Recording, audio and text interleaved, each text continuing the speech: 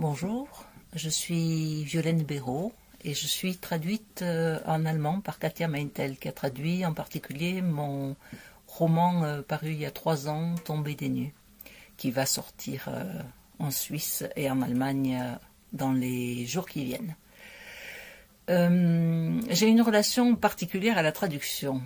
Pendant longtemps, avant d'être traduite, je me disais que ce serait terrible si un jour on me proposait une traduction, parce que dans mon écriture, je fais terriblement attention à chaque mot, au son, à la ponctuation, au rythme des phrases.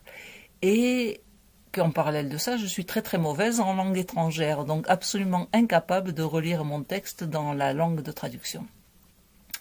Et puis il se trouve que on m'a proposé une première traduction en italien et que l'italien est une langue avec laquelle je suis un peu à l'aise par rapport aux autres langues et j'ai compris qu'il fallait lâcher prise.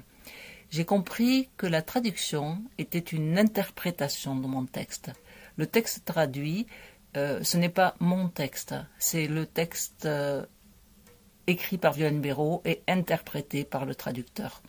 D'où ma demande très souvent d'avoir mon nom avec celui du traducteur sur la couverture du livre.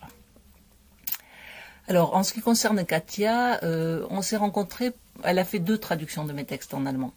On s'est rencontrés avec l'éditrice suisse qui publie les textes en allemand, toutes les 3 ensemble une première fois.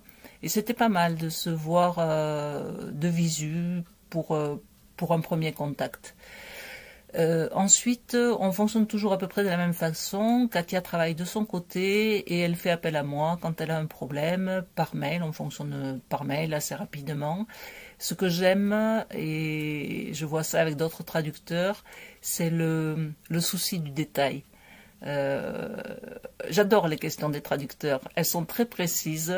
Elles me font moi-même réfléchir sur le texte. Pourquoi j'ai mis ce mot-là, cet endroit-là. C'est vraiment très très intéressant. En fait, la traduction me fait plaisir.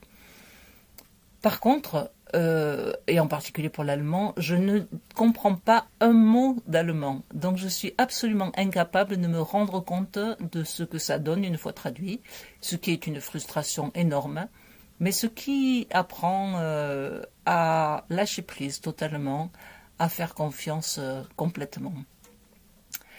Et juste pour finir, nous avons fait une jolie rencontre à Zurich pour la sortie du premier roman qu'avait traduit Katia, qui s'appelle Tout pour Titou, en français. Je ne vous dis pas les titres en allemand, je suis incapable de les prononcer. Où nous avions fait une lecture bilingue et c'était intéressant d'entendre les mots dans les 2 langues, d'entendre les sons dans les 2 langues. Voilà, et longue vie à la traduction. Au revoir.